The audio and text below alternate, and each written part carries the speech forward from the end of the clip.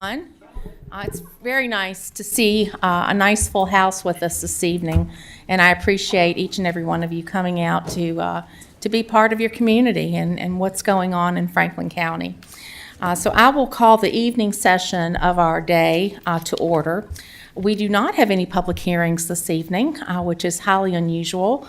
So we'll be able to divert our full attention to some very important matters on our agenda, being our school budget presentation and the county budget presentation this evening. Mr. Sandy, I will defer to you if you want to make any remarks prior to Dr. Sears presenting the school board budget. No, ma'am, no real comments other than we'd like to invite Dr. Sears to come and make his presentation, and then once he's done, I'll come forward and make a budget presentation from the county's perspective. Thank you. Good evening, Dr. Sears. I should say good evening again. Thank you all for being with us.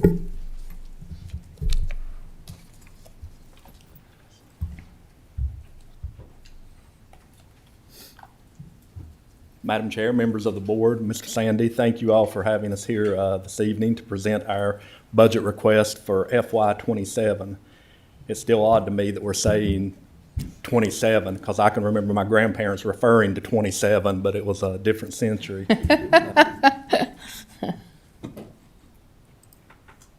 Okay, as has been the case for many years now, we are projecting a decrease in our student enrollment. And this is following a pattern statewide, and I think probably fits in with the pattern of declining population of Franklin County overall, although the loss of students is probably a little higher percentage. But the state projected ADM next year will be 5,567 students. That's a reduction of 137 and results in a loss of a little over $1 million in state revenue. The saving grace in this year's budget has been the re-benchmarking of cost for the standards of quality positions. That helps offset the losses caused by the declining enrollment, projected decline in enrollment, and the loss of the caused by the increase in the local composite index. We spoke earlier this year and presented information based off of the governor's proposed budget. Since that time, we have a Senate version and a House version to work off of. The Senate version is the more conservative version, so that's the one we have built this budget request from. Even though everybody knows we still don't have a final state budget, and who knows where or when that will occur or where we'll be once it does occur in regard to state funding. But we do expect the final version to fall somewhere between the House and the Senate version.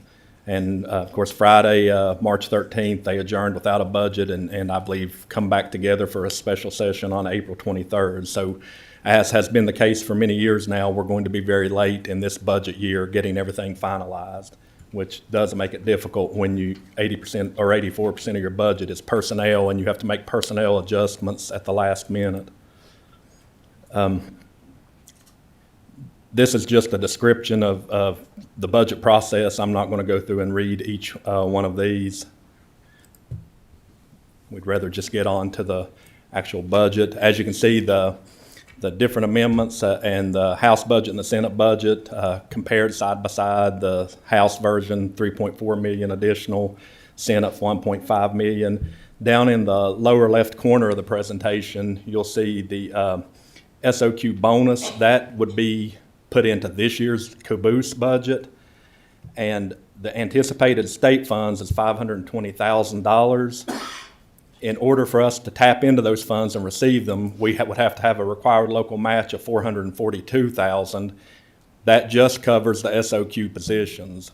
And as everybody knows, the SOQ is a bare minimum for running a school division, and it's really not sufficient to ensure the safety and quality education.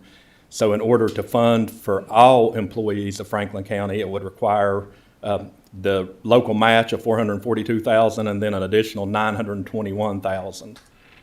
So we never like dealing with bonuses because they always put everybody in such in bad shape trying to figure this out at the end of a fiscal year. And if they're going to do them, I wish they would do them for the following year and work them into the budget and give you time to plan that out. But that's where things stand with the budget for this year, assuming it makes it through, assuming the bonuses make it through and get approved by the General Assembly. Okay, so this is probably the main slide of the presentation. The projected revenue based on the Senate's budget for Franklin County Public Schools is $100,463,521. When you project our salary, our non-salary budget, debt service payment, that's the last payment on Windy Gap Elementary School. And our estimated expenditure budget for additions is $125,505.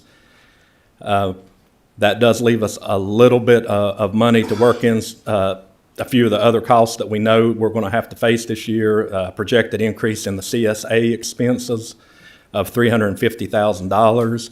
We have been reaching out to vendors, providers of day treatment or day placement services, and are trying to work out something to get more options available in Franklin County, and hopefully that will, one, reduce transportation costs, and two, allow us to be able to work a transition plan to get them back into our schools more quickly.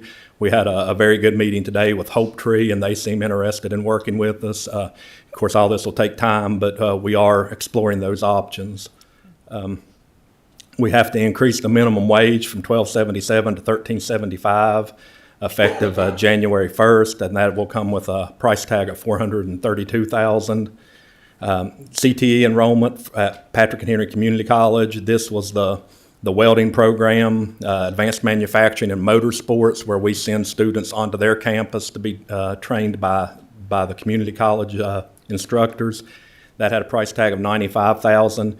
It was kind of on our wish list, but since there was, with the state funding and the re-benchmarking, there was a little money there to work a few of the budget priorities in. So we put the two in that provide classes to our students, the CTE program and the SOS program, which is our special ed employment program where the students are placed at Ferrum College. That brought us up to a total estimated expenditure of $100,437,927. And when all said and done, we would have a budget surplus with no raises or anything factored in yet of $25,000. So that brings us to our budget priorities, the budget request for FY27. And these were all presented at the joint board meeting a few weeks ago. We went back and tweaked them some based on some of the feedback we were getting, but the priorities are still pretty much the same. The amounts might have changed slightly. First and foremost is phase 3 of the compensation study, and that comes with a cost, projected cost of $3.9 million. The board knows that has been our top priority for the last 3 years, is to get the compensation study implemented. It's getting harder each year. Each year that amount goes up. Last year it was 3.7. Next year, for FY27, it would be 3.9. If we can't get it done soon, it's going to be out of reach, I'm afraid. And we have incredible teachers. They are doing wonderful things with our kids, and it's something we should all be proud of, the school division and the work that is done. And as I said at the joint meeting, we have a lot of teachers who have been hanging with us for decades, who are at that point, they're ready to retire, but they're not going to be able to maximize their retirement if we can't get phase 3 implemented and get their salaries where they should be on the salary scale. We also discussed at the joint meeting the fact that when you look at our salary scale, it looks competitive to the surrounding divisions, but our teachers aren't where they should be on that scale. So that's where the problem lies. If they should be on step 20, but because of all the salary freezes, they're still getting paid on step 16. So they are not where they should be, and they're paid below where their counterparts with the same amount of experience in neighboring divisions are paid. So that's why that has been and will continue to be the top budget priority for Franklin County Public Schools. The other priority is the market adjustments for positions that were left behind in the compensation study. There were several that were not brought to market value, such as nurses and bookkeepers. And to bring those up to where the salary study indicated the market value would be another $350,000. The DSIP program for current employees, those are the employees who have already retired, but did so with the with understanding that they would be able to come in and work a certain number of days at their daily rate. To continue that for the retirees who are already in the program is $414,955. If we wanted to extend it to the retirees for 2026, that would be another $130,000. We do need to adopt a math series for textbooks, and the local share for that would be $500,000. And you know it probably should be more of an expense that we have to have, because the state is requiring that we have textbooks now. It's no longer optional. We do have a few years to get them in place. So for this year, we're leaving it as an option, because if we can't fund it, we're not going to be penalized by the state. But that just means next year we're going to have to ask for twice as much, because there'll be another ask next year to get us there. Health insurance premium increase of $1.2 million. That's a 12.05% increase on our health insurance premium for our employees. And if we can't offer raises and have to pass on the health insurance increase to our employees, that's the same as giving everybody a pay cut. And that has happened several times in recent history in Franklin County, where the health insurance premium increases were actually more than the pay increase was. So that is something we certainly want to avoid. Sorry. With transportation initiatives, we would like to purchase up to 15 used school buses at $600,000. Also, increases for repairs, safety equipment replacement, and personnel of $1 million, for transportation initiatives of $1.6 million. Capital project initiatives, these are excluding the major renovation and construction projects, which these are all the same that we discussed at the joint meeting. Replace the hot water heater in Central Gym, which is used as an emergency shelter. Sorry, and we did check, and that project is not eligible for grant money. But we followed up on that. Mr. Lyle, our Assistant Director of Operations, had already checked on that before the meeting. He contacted me the next morning to let me know that it was not eligible for grants. Thank you. The fire alarm replacement at Franklin County High School, $80,000. The unit replacements for Tech C and Tech D, $150,000. School security upgrades, installing a weapons detection system at the high school and the middle school, and updating our cameras, $200,000. And then a playground equipment replacement cycle. Our playgrounds are deteriorating quickly. I'm really not sure that $100,000 is sufficient, but it's a starting point. I don't think folks understand how expensive playground equipment can be, but it'll run you about $100,000 just to redo one set of equipment at an elementary school, and most of our elementary schools have 2 different areas of playground. And some of those are 20 years old or older and in dire need of upgrades. So our total capital initiatives would be $780,000, and that brings us to the last line, which is our additional funding request of $8,929,437. And this is our needs-based budget. These are the expenses that we feel would help get us where we need to be next year. We understand that it is a huge ask. We also understand that throughout history, a lot of these things have just been kicked down the road, and we are, we're struggling right now. I was prepared to present earlier and didn't get to come up and present, but I have a list of things that we're not repairing right now just because we do not have the funding to do it. And that list is growing every day into the hundreds of thousands of dollars with equipment for transportation and inside of our facilities. And if next month, if I present, I will bring that list and an updated list and share it with the Board of Supervisors, just so you know that we are out of operations money. We run out of it every year pretty early on. Previous to this year, we've always just carried money from other funds to cover the overages in operations. But given the deficit from last year and having to apply funding towards that, we're leery to try to pull money from another account to cover the operational expenses. So we're just patching what we can and leaving the things aside that we can't fix. And as I say, that list is growing every day.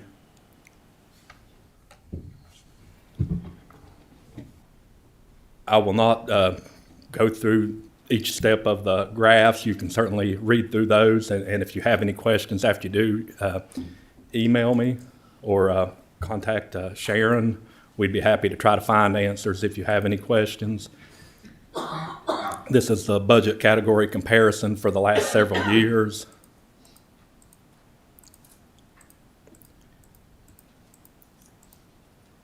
Are there any questions regarding our budget request?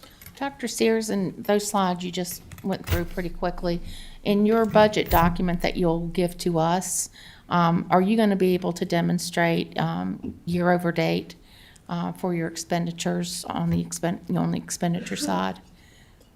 For the current year? Yeah, your expenditures, what you're requesting versus over audited numbers from last year. Yes, I think that's part of it, Yeah, in the yes. budget book, there is a detailed Okay, list. and we'll get those budget books tonight? They are being printed. Okay. We'll bring them on So- Thursday, if that's all right. Yeah. Okay. Yeah, and I would, before I open the floor up, and thank you for your presentation, by the way. I just wanted to restate that this board has, made a very intentional determination to start having a work session with the school board and school administration during our budget period, wherein we will sit down around the table, which will this year take place Thursday, and we'll have roundtable discussion, give and take, for understanding and questions and so forth. You all are a $100 million budget of taxpayer money, and we feel that it's highly critical that we, in our side as well, I mean, both of us as elected bodies need to be highly transparent about how we're approaching spending taxpayer money. And I think that we've been remiss in the past for not having a more dedicated approach with a work session with the schools. But we want to get off on the right foot here, and I appreciate your willingness to do so with us starting And if it would be Thursday. helpful, we could send an electronic copy of that out tomorrow and bring the hard copies on Thursday. That would be lovely if you could. Okay. Thank Yeah. you. So I want to open the floor up to the supervisors. Mr. Carter. Yeah, thank you, Madam Chairman. Dr. Sears, when we had our joint session at the middle school, I asked you what the savings were from closing those two elementary schools. Do you all have a figure for that? I'm still curious what the school system saved by closing those two schools. It's really not something that we can quantify because we did fund phase two that year. I mean, we eliminated, in 2-year time period, we eliminated 87 positions, and that's probably the most we could quantify. So you think the savings was more in salary than it was Yes. building expenses and Yes, that sort of thing? There was certainly a saving in building expenses, but we also saw expenses go up in the buildings that took the students in, and trying to determine if that was because of the increase in student population or just a general increase in rates is difficult to quantify. Okay, thank you. The closing of the two schools enabled us to do the phase two of the compensation study. Okay. Mr. Gwynn? Mike, one comment to your comment. I think part of the savings was capital avoidance because they had really old HVAC systems, and so it's not, we didn't save that money per se, but we saved spending it. But then, Dr. Sears, back on your slide with the 8.9 million, if you could just go back to that for Yes. 1 second.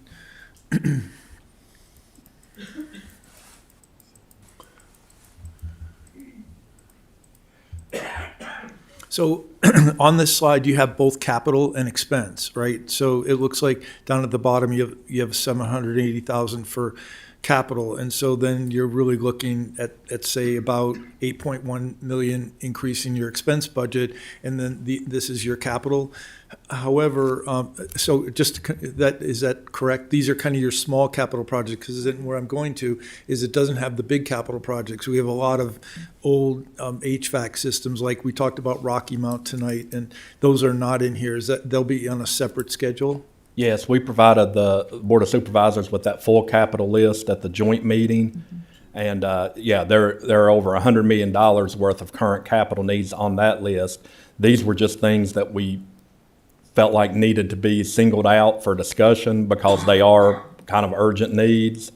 Not that the others aren't urgent as well, but these are things that we would typically try to cover in we get 1.4 million for our capital fund every year, and 400,000 of that goes to the purchase of new buses, which is, as we know from previous conversations, is not enough to cover the actual replacement cycle that the state recommends.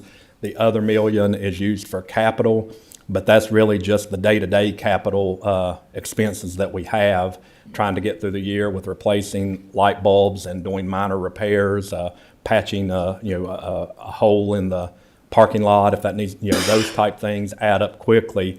And as I said, that has never really been enough to cover our just general maintenance needs for the year. We've always supplemented it out of other accounts, but with last year's budget issue, we're not doing that this year, and that's why we have a growing list of capital needs. These are some that we feel like, in addition to the 1.4 million, we would like to have funding to add to the operations budget so that these issues can be addressed next year.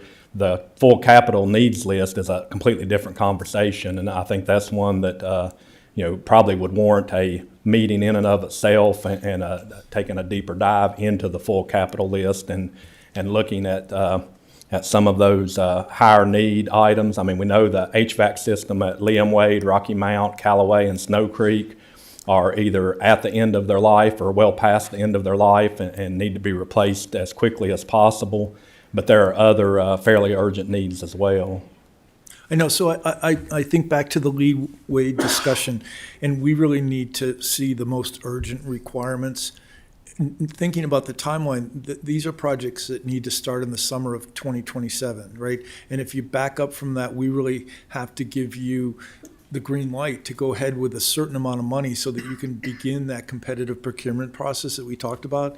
So it'll be really important, I think, to go from the $100 million request down to what are those projects that are most urgent for you to get approval on now. Those would be I'm sorry. Yeah, so that you can begin planning to do that work in the summer of 27. The highest priority on the overall capital needs list are those 4 HVAC projects. Mm-hmm. And how much are those all together, just roughly? What's the cost for those 4?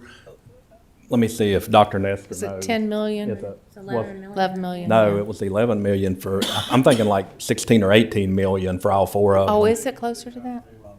Oh, for all, okay, all Dr. 4, Nestor, that's do you right. remember the total on that? That's right. Yeah.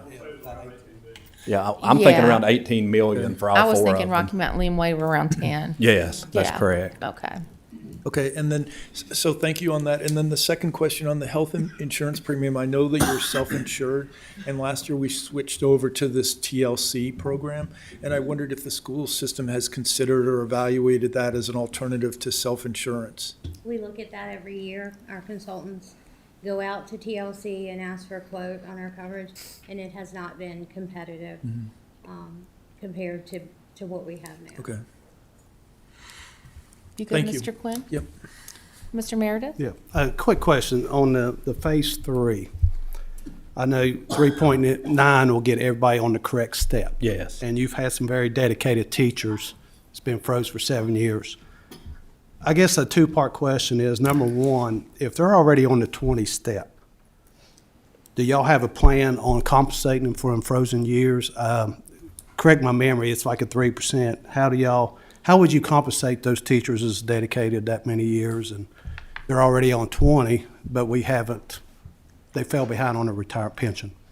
For the last 2 years, and we only have a small handful of employees who are at the top of their scale, but we have done a 1% cost of living increase for the folks who are at the top of the scale.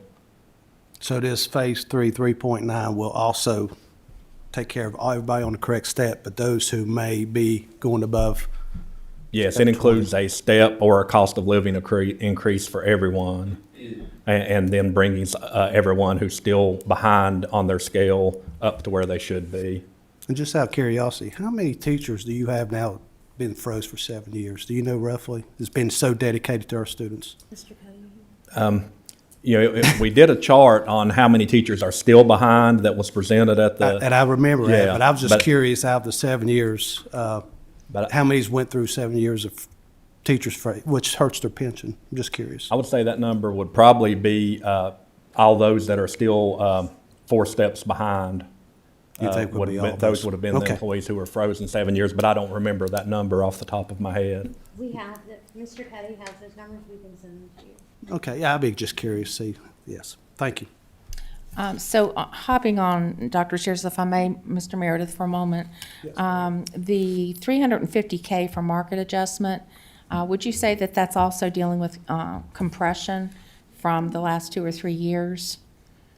Given that this is a little bit 2 years old, if you will? Yes, Okay, okay. yes. All right. Other comments, questions from supervisors? Okay, all right. Mr. Sandy, did you have anything? No, I think you covered, we are planning to have a budget work session at 2:00 on Thursday to talk more about the school budgets, as well as other budget questions Right. that you guys may have as well. And just for a point of clarification, and this may have predated you, Dr. Sears, I'm not sure.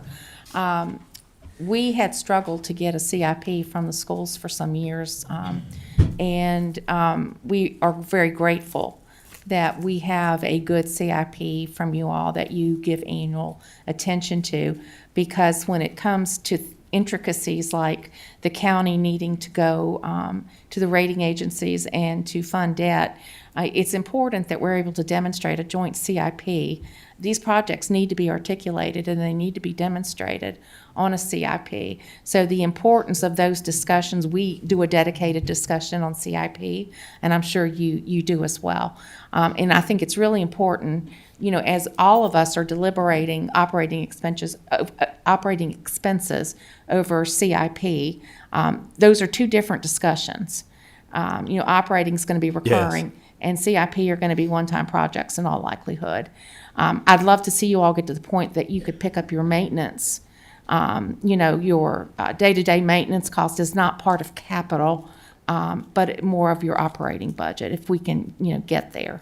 Does that make sense? Yes, it does, and we Okay. would like to see that as well. Okay. And you're exactly right. The CIP list was not very robust a few years ago, and it was explained to me, well, nothing was ever funded, so we just quit updating it. And I thought, well, if you're not updating it, how's it ever going to get funded? So, Mark Law's done a great job of updating that and keeping it updated each year now. Yeah, and I think a point of clarification also, in addition to that, I think CTE project, is that still embedded in your number? Yes, it For is. CIP? I think we need to make an exclusionary Yes. note on that, because I think there's full intention of funding that project. Yes. Yeah, okay. All right, very good. Thank you all so much for being with us. Thank you. And we look forward to seeing you on Thursday. We will see you then. Thank you. All right, we're going to move on to the county budget presentation. Mr. Sandy. Come on down, sir.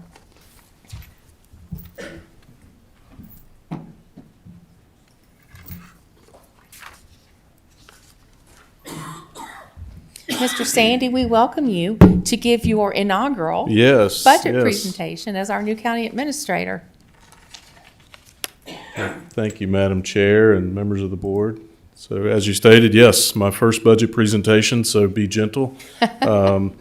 You'll probably see some familiar things from previous presentations, but, hopefully maybe see some different things that are pointed out and highlighted. Again, this is a very high-level look at the proposed budget for 26-27. You'll get your budget book tonight, obviously, which will have all those details, but I do want to hit some of those highlights for you this evening. And so starting off, I kind of wanted to go maybe backwards a little bit just to talk about kind of what has been the strategic areas of focus for the last couple of years anyway. And as we look at our budget, we try to determine what we're going to fund, based on strategic areas. And so this is just a real short note of that shows kind of those topic areas: dynamic community safety, enhanced educational opportunities, well-planned growth, strategic economic development, responsible government operations, as well as conserving and promoting natural assets. So just want to point that out as, those are kind of the guiding principles as we look at our budget and what the board has identified as priorities for us to focus on as we move forward. I will just footnote that a little bit. We're hoping later this summer to have a strategic session where we can reaffirm or realign those priorities. But as far as developing this budget, still working off of some of those priority areas that were previously identified by this board. So want to go back, based on that, and kind of look at some of the things that we maybe were able to accomplish in the last year or so, hitting those priority areas. And so one of those main focus areas has been to continue the development of waste collection sites. So as you know well, that for years the county has had a number of green box locations all over the county. We've been going through a process over the last several years to eliminate those green box sites and develop these what we call manned collection sites, sites that are have compactors, have fenced-in areas, have staff, much cleaner, much more efficient operation for the county. We're not there yet. We're still working and going through those, but the list is getting shorter, and so as we add new sites, we're able to eliminate some of the other sites, and we're also able to eliminate some of those routes that we have from our front load trucks, which run all day long across the county. So we're looking to really continue that effort in this upcoming budget to finish that and finish that effort for those sites. We've worked tirelessly for a couple of years on continued advancement of broadband across the county, and so we had a broadband meeting earlier where we talked about how a lot of our Shentel work has been completed. We're moving into the next phase with River Street for kind of the Snow Creek and Blue Ridge districts of the county primarily. We have another group, Zytel, who's working kind of starting at the lake, but also headed west across the county as well. So we're continuing that effort where the completion with Shentel was about 3,500 households that were able to get high-speed internet as a result of that project. With River Street, we're looking at about another 3,000. And then with Zytel, another 3,000. So we're continuing to chip away at those homes that don't have that access. So we're continuing those efforts as we go. We did purchase the former Moducraft property, and we did get the zoning approval from the town for that earlier this year. So we're continuing to move forward with that. I'll talk a little bit more on some future slides. We did see improvements at the Ben Franklin Middle School that the school was able to do and get that project completed. We've also seen the adoption of the county's comprehensive plan, and you're currently working on the zoning ordinance update, which we expect to see adopted this summer. And we've got some future work sessions and open houses coming up on that in the next couple of weeks. We've seen extensions and expansions of water and sewer projects to our development growth areas of the county as needed infrastructure projects. And we've also seen the completion of road improvements at Summit View Business Park, and a number of road projects underway and a couple more coming on 220 as we look at some of those intersection improvements that were part of smart scale projects that we submitted several years back. So we're starting to see those come to fruition and into development. We've seen continued economic growth. Traditional Medicinals has started, and they're anticipating opening for operations in October of this year. We saw the recent announcement from Cornerstone, and we've seen some recent announcements for housing projects that are going in. Again, trying to hit some of those strategic areas that you focused on before as far as economic development and housing needs. And then on the public safety side, In the past year, we were able to purchase 2 new pieces of fire apparatus. We've gotten 4 new ambulances added to the system for helping with the rotation there on ambulances. And then we did pay off debt that we had on some of the apparatus from several years ago, and by doing that, we freed up our ATL funds, which is state funding for fire departments, and we've been able to utilize that and set that aside for equipment for fire and rescue needs. So just some of those efforts, pictures of some of those activities that have been going on, the collection sites getting paved, and new sites getting open. Like I said, traditional medicinal, the broadband activities, and our new ambulances. That's just a picture of one of our new ones that's out on the road now.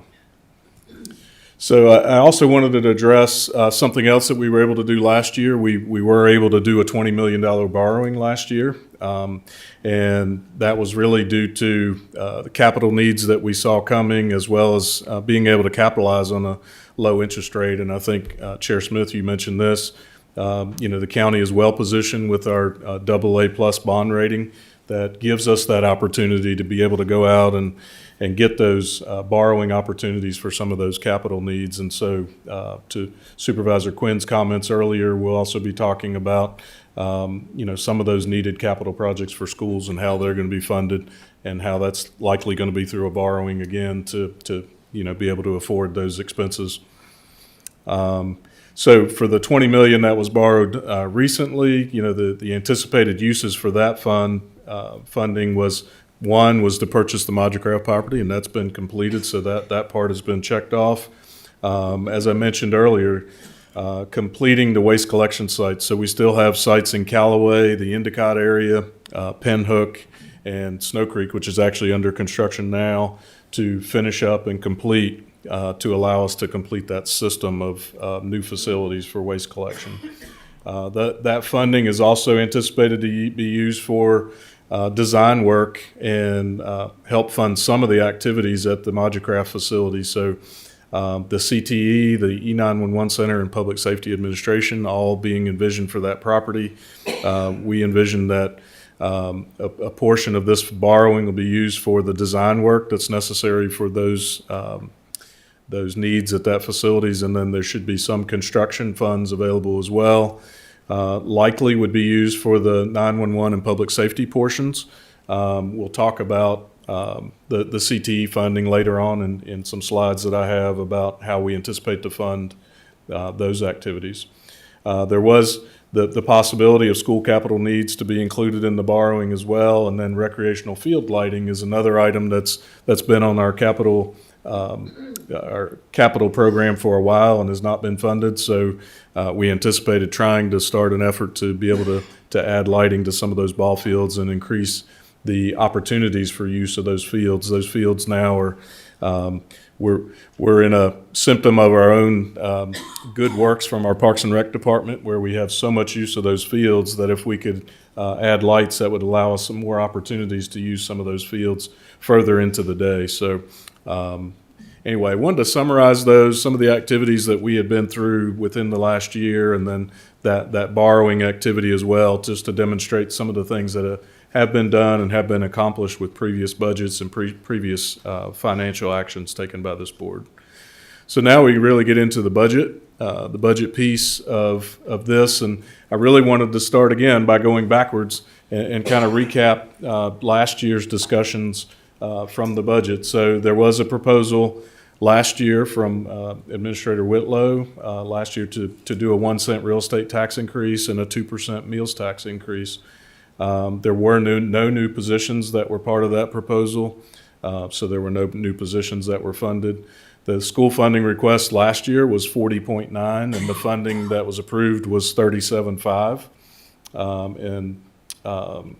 What was ultimately adopted was there were no tax increases, if you recall that.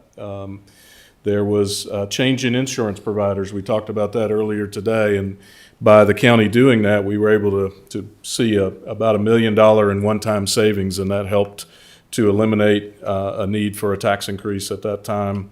And then the board also balanced the budget by using some one-time reserves, and we spoke to that earlier of how some of those funds were were moved over from reserves to help us balance the budget, as well as interest on fund balance, and then some Mountain Valley Pipeline taxes. So all those items allowed us to not have to raise taxes last year and be able to have a balanced budget at the end of the year. So wanted to talk now, move into FY27, and we've talked a lot today, and Dr. Sears spoke earlier about the local budget climate and some of the pressures that we're seeing. And here we go. I was going to say the formatting was looking a little different here. So the current local budget climate is, we'll look at the revenue growth trends. Revenue growth is stabilizing. It's slow. I would consider it moderate, but we are seeing some growth in the county from revenues, and Brian's report demonstrated some of those earlier today. The reduced dependence on one-time surplus revenues to support ongoing capital, maintenance, and infrastructure obligations. So again, looking at really trying to find ways where we can have a recurring funding source instead of having to dip into reserves or dip into one-time type funds to balance the budget. Really want to try to get to a point where we have a more sustained revenue source where we don't have to do that on a recurring basis. As we look at the economy, and we've talked previously, we did very well for a couple of years on interest earnings. I think those days are probably behind us, unfortunately, for the most part. So I don't think that's an avenue that we really have that we can really rely on as well.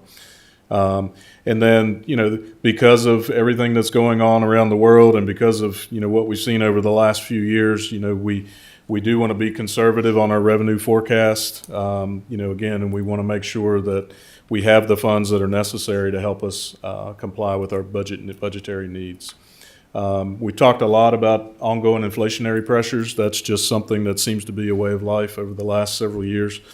A lot of elevated costs that affect county operations, including schools, as you heard from Dr. Sears, those capital investments, and just service delivery in general. So fuel, construction materials, and personnel expenditures are still some of those main drivers of our that are pressures on our budget.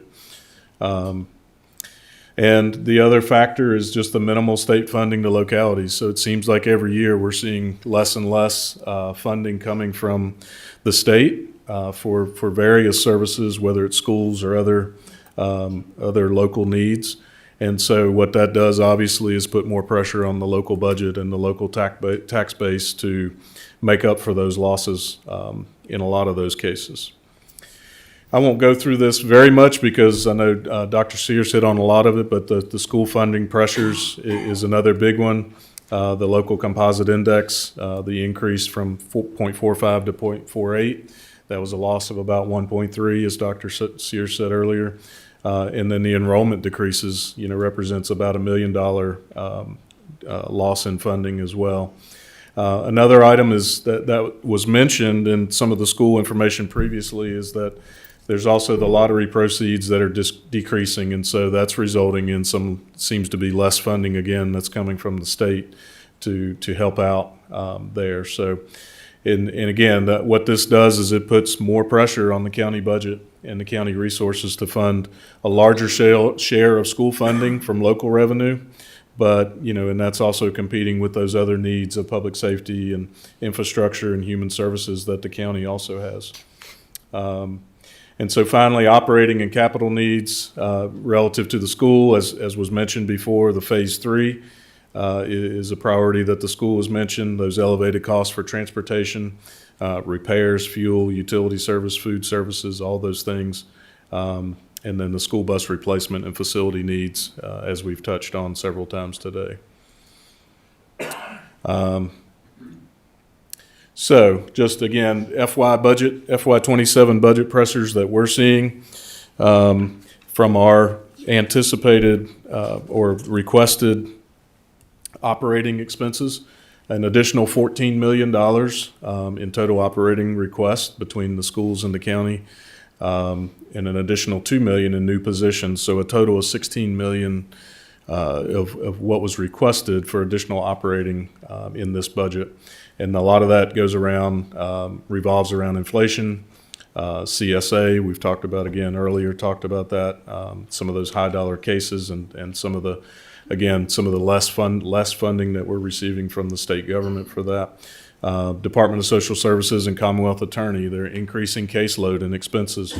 The decline in school enrollment, the phase-in of the SROs, and those budgetary costs that we've been talking about for years that we now are having to phase into the operating budget of the county. The competitive labor market, which gets back to salaries, cost of living adjustments, the minimum wage increase. Brian touched on that earlier, and we are working on that for this budget year, but we know in future years as that minimum wage continues to go up under the mandatory requirements, we're going to have to, have more ways to be able to fund that through our budget. And then the health insurance increases, as was spoken about by the schools and with our consultant earlier today.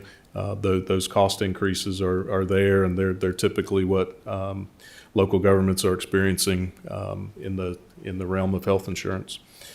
On the capital environment, an additional $8.8 million in county capital requests above the proposed local and grant funding of $5.8 was requested, and then $51 million in school capital above the proposed local funding of $1.7.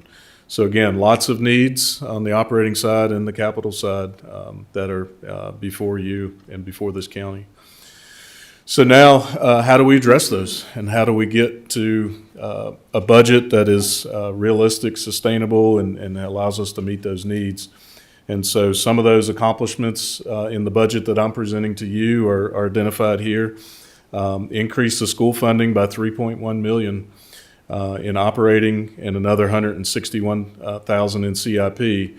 Now, I'll caveat that by saying, we'll discuss later about some of those other capital needs that Supervisor Quinn brought up, and some opportunities to address some of those larger needs as well. There's funding in the budget for health insurance and COLA increases. There's additional $500,000 for county capital improvement projects. There are some additional positions funded in this budget under my proposed budget, where we had 12 additional positions requested in public safety. I'm proposing that we fund 6 of those. There's also increased CSA mandated funding that we're anticipating for $358,000. As we are completing those collection sites, there's a need for additional part-time employees to help man those facilities, so we're incorporating 10 additional part-time positions for that. We're continuing to support higher education with the CCAP program at $100,000 and the Ferrum College Scholarship Program at $50,000. And then, as I mentioned earlier, with some of the increased workload and caseload at the Commonwealth Attorney's Office, looking for restoring an attorney position and increasing salary funding from the Commonwealth to a total of about $101,000. This is just relates to the requests that we saw for additional positions. So 19 positions were requested at a total cost of $1.4 million. As you can see here from the list, 2 of those are being funded through my proposed budget, one being a Parks Youth Athletics position, and then half of the requested firefighter EMT positions. And that's a total proposed funding of $486,525. This is just really just a historical chart, just showing kind of CIP requests in the bar, and then the line running horizontally really really shows what's been funded over that time. So you can see those bars are much higher than what's been able to be funded. So if we look at the proposed budget, 14.6 versus 4.2. I guess on a positive side, that line is increasing some, but it's certainly not increasing to the level to be able to support all those projects. So when we look at the proposed budget, we're looking at an increase of almost $7.8 million in the budget. And here's some of those expenditure adjustments that kind of equate to that $8 million. I'm not necessarily going to go through all of these, but these are the various areas where we see those increases occurring. And again, up at the top, the additional school capital and the additional school operating funds, about $3.2 million in additional funding there. So how do we get that funding, and where does that come from? And this is displayed on this chart is the revenue adjustments, and where that comes from is the growth of the county through the growth in property taxes and growth in development, some of the other taxes that we see. But in addition to that, what I'm proposing is a 3-cent real estate tax increase, which is about $3.2 million, as well as a 2% increase in the meals tax, which is approximately about $750,000. So those two additions, in addition to just the regular growth, if you will, of the county, generates about $8 million in additional growth.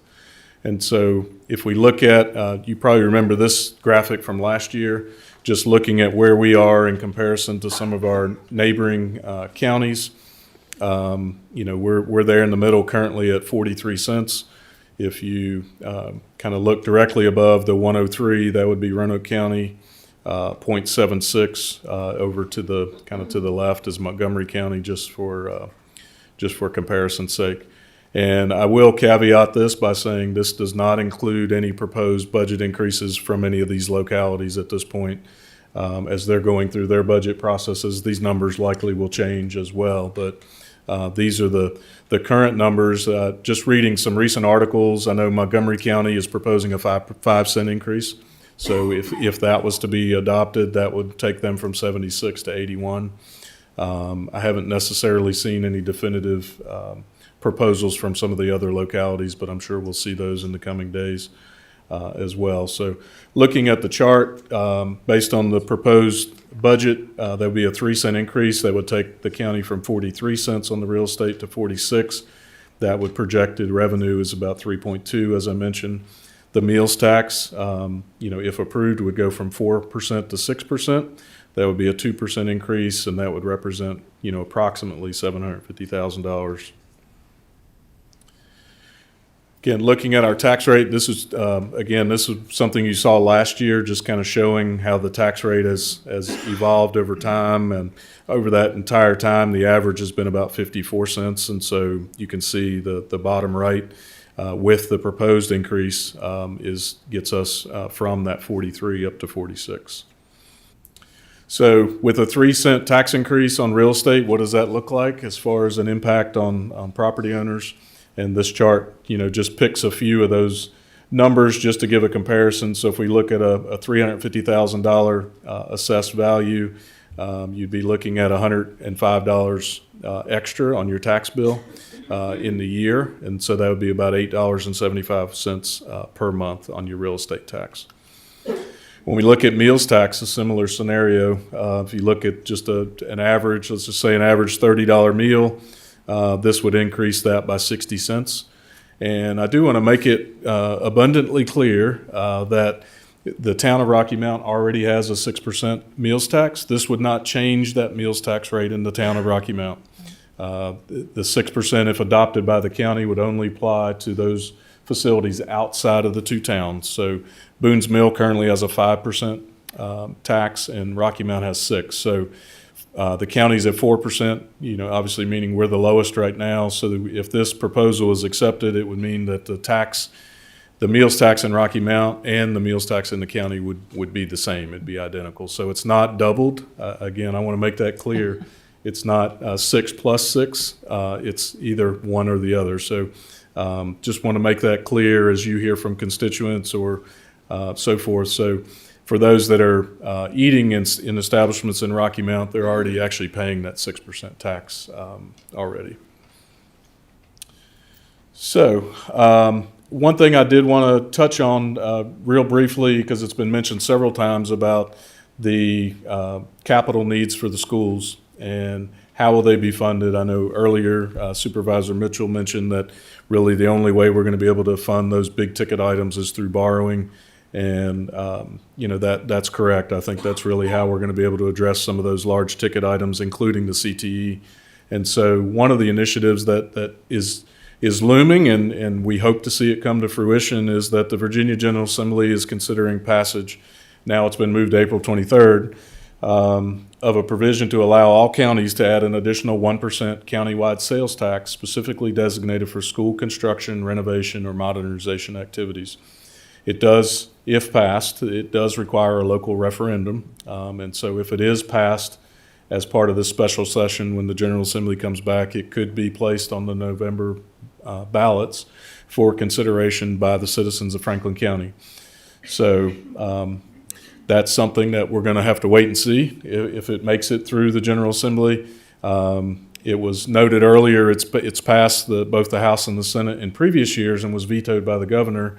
This year, it's kind of taken a little different path, and it's tied up in the budget discussions. And so we're hopeful that it makes it through those discussions and it does get passed as part of the budget. But we will not know that until at least April 23rd, which I think it still gives time, if it does pass, for this item to appear on the ballot in November. So what does that mean? So if it does go on the referendum and it is approved by the majority of the voters, a 1% additional local sales tax would be added in Franklin County, and that could generate about probably conservatively $7 million annually to address school capital needs. Again, what we would still likely do is still borrow money to do these projects and get those projects done. But if you just think of it in simple terms, if we borrowed $30 million and we're getting $7 million a year, we can pay that off in 5 years, or less. And so that's really what it equates to for us. And so the ability to be able to use those funds that are specifically designated for school capital needs would be a big benefit for our budget to be able to designate those funds for that purpose. So one thing I think to some degree, we need to kind of wait and see if the school projects, we can reevaluate how we're going to address those.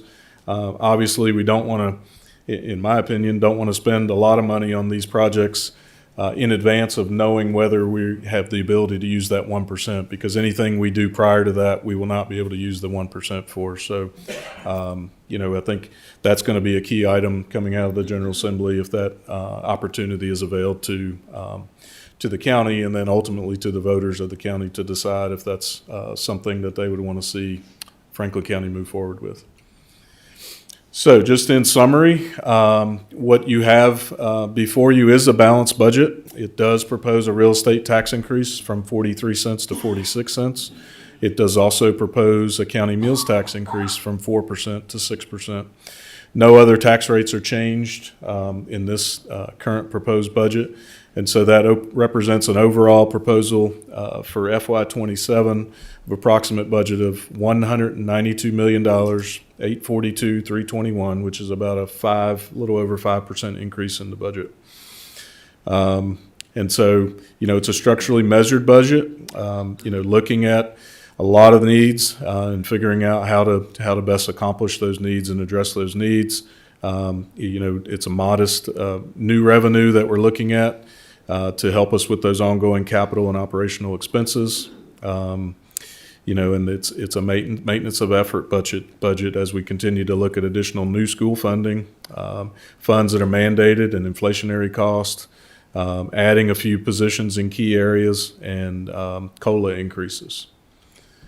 So I won't go through each of these because you'll have a copy of this, but this is something I think Chris and even administrators prior have been providing just to show a visual of how a dollar is spread out across the budget and how it's divided up proportionally. This would represent the expenditures, and these are the revenues as you look at the proportional amounts based on a dollar. So I'll just wrap up with just some next steps. The budget information that's been presented tonight and the books that you'll receive tonight will be on the county website. They'll be available in the libraries, and they'll also be available in administration and finance offices. And then, as we talked about earlier, we do have some next steps. So Thursday, scheduled budget work session with schools at 2 p.m. Following that, there'll be opportunity for discussion of county budget items, non-school item for the latter part of that work session. Then we have another work session scheduled for Tuesday the 24th to start at 3 p.m.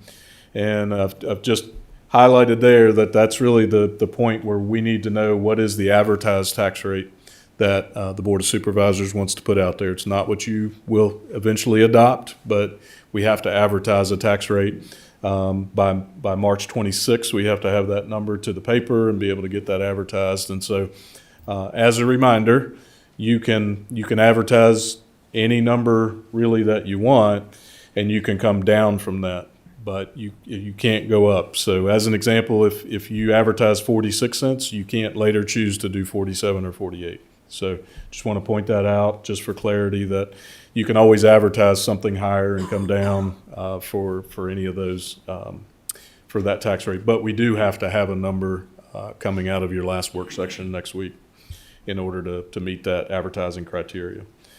April 14th is the proposed budget public hearing at 6 p.m. And then we are tentatively looking at the 21st for budget rates and budget adoption, budget and rates adoption at 6 p.m. as well. Now, as was mentioned several times earlier, we're not anticipating the budget to be adopted by the General Assembly until April 23rd at the earliest. And so obviously that has, factors on our budget. What we would need is we would certainly need the rates adopted as we approach the end of April, so we can get the tax bills out.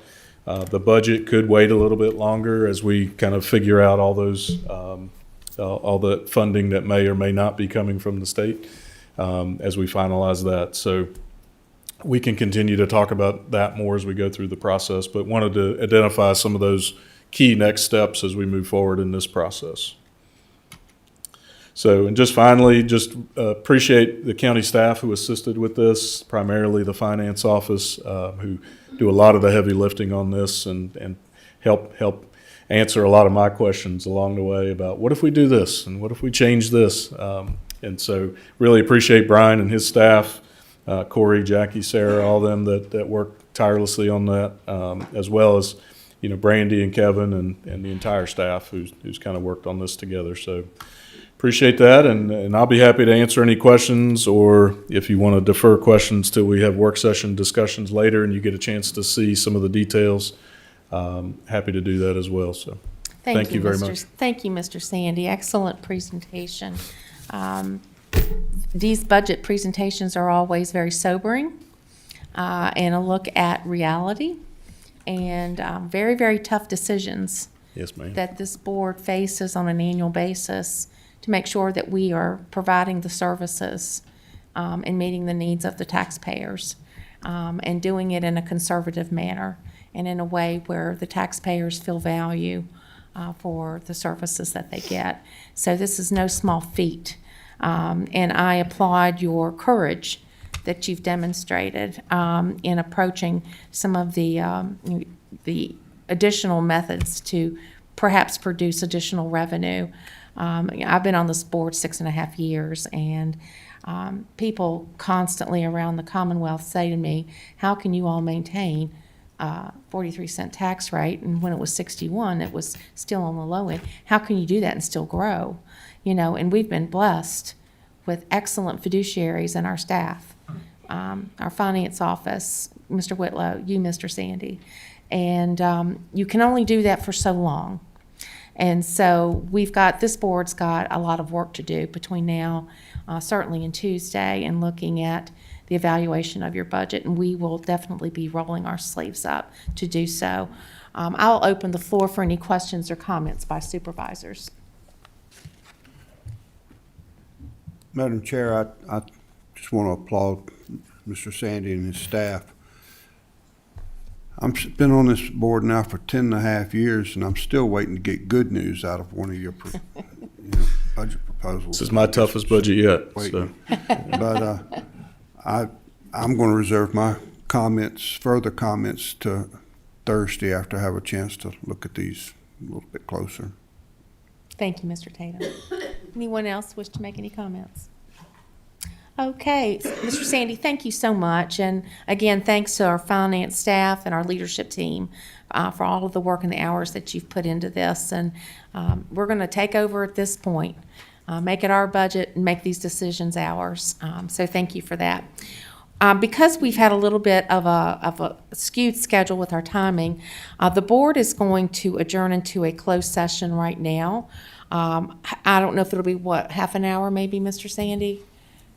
Yeah, and just so for an expectation of scheduling for this evening, we'll have a closed session. We will come back out. We will take up any needed appointments, public comment.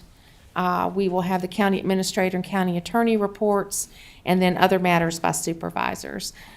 So I kind of apologize for holding you over a few more minutes, but our day's kind of gotten long on us. And so if you would, Mr. Mitchell, if you take us into closed session, please.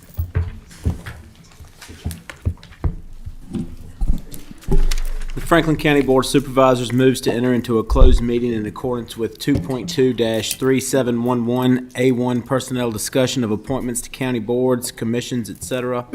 A3 discussion of the acquisition of real property or the disposition of real property. A5 discussion concerning a prospective business or industry or the expansion of an existing business or industry. A8 consultation with legal counsel employed or retained by a public body regarding specific legal matters requiring the provision of legal advice by such counsel. Thank you. Is there a second? Second. Thank you, Mr. Meredith. If you would, Madam Clerk, roll call vote. Supervisor Meredith, Yes. Supervisor Jamison, Supervisor Mitchell, Yes. Supervisor Carter, Yes. Supervisor Tatum, Supervisor Quinn, Yes. Chair Smith. Yes. Okay. Well, are we going to?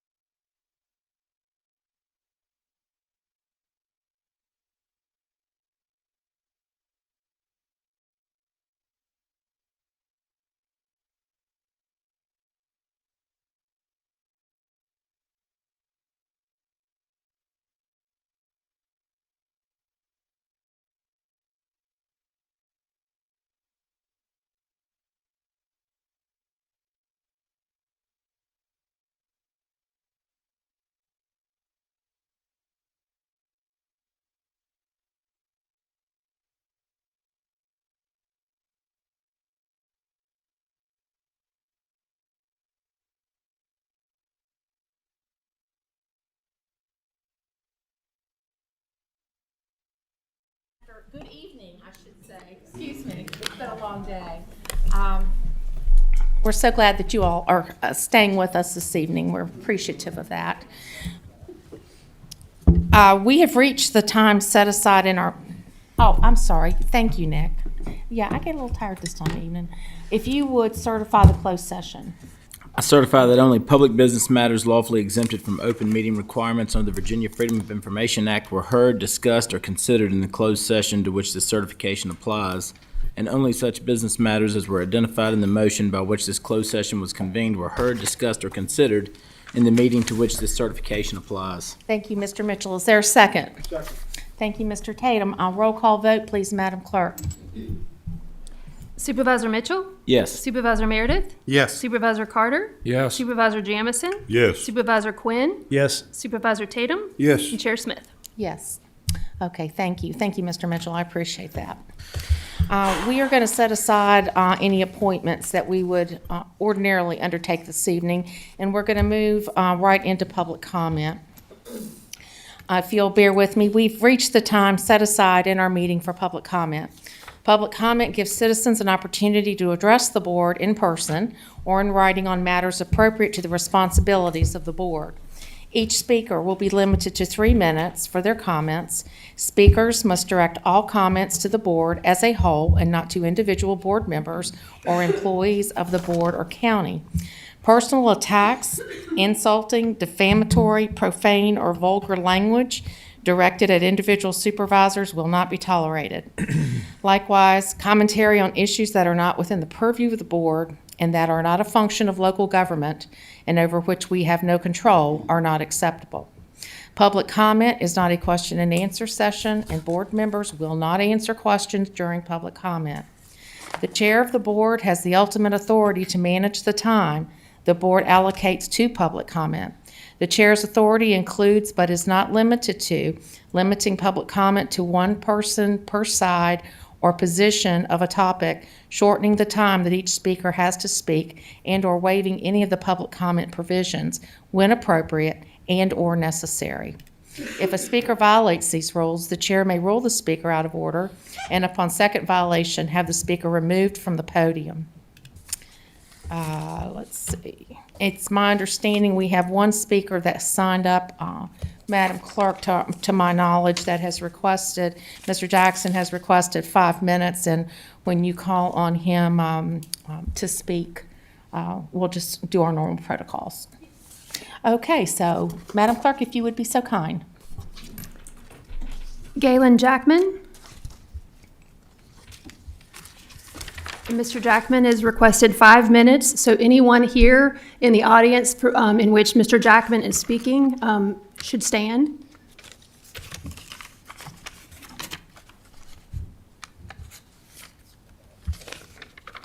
And just to confirm, these other folks, you're not planning to speak, correct?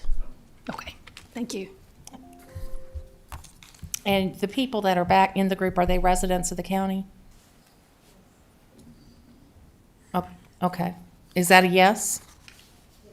Okay, thank you.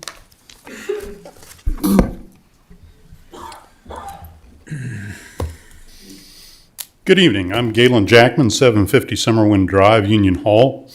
I represent my community and the Union Hall Village Working Group and a group of veterans and business owners with me here tonight. I'm aware of the rules of procedure for public comment. I'm also aware of my rights of free speech under the Constitution of the United States and the Constitution of the Commonwealth of Virginia. Tonight I'm speaking to the board as a whole, and I'm aware that one member was not on the board in 2025. Last month, after I presented my finding on Supervisor Quinn's censure, I was told I had some wrong facts, and the board gave Mr. Quinn every opportunity in November and December, multiple hours, to discuss the matter. I was then counseled to get my facts straight before I speak publicly. So let's look at the facts. 1. On Thursday, November 13th at 6 p.m., Supervisor Quinn received a letter from the county attorney notifying him of potential disciplinary action, including possible fines, at the November 18th meeting.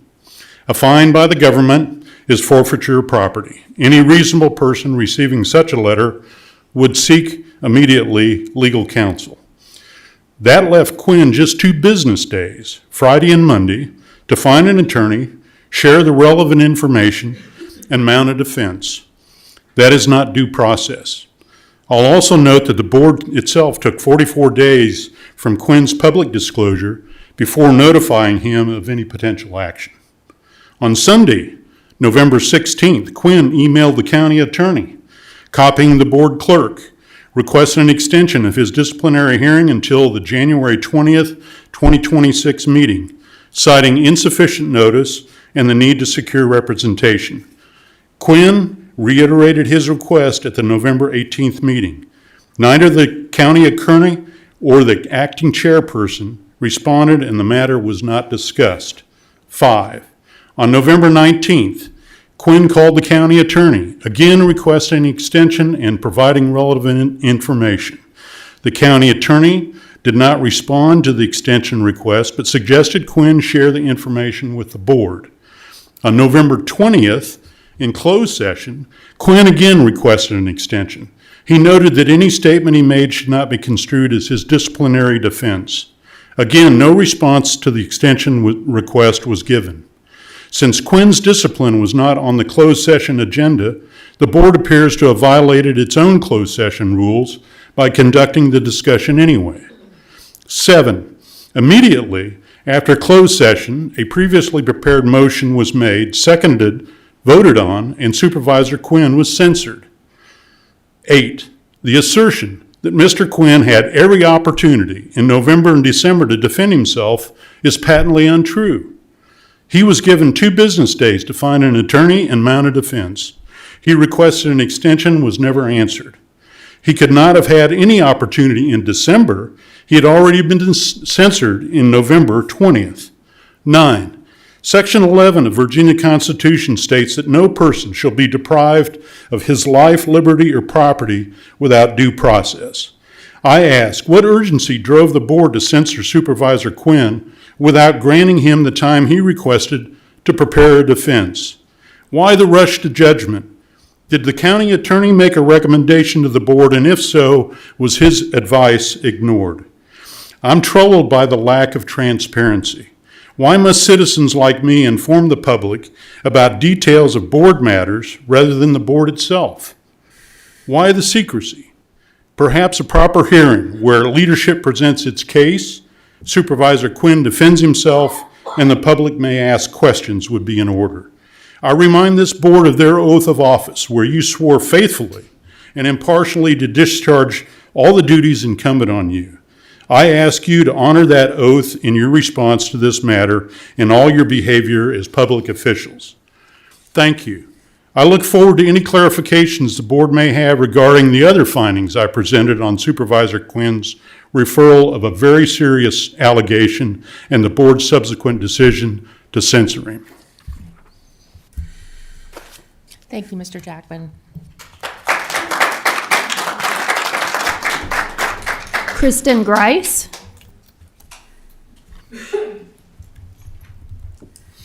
Hi, Ms. Grice, how are you? I'm good. How are you? Good.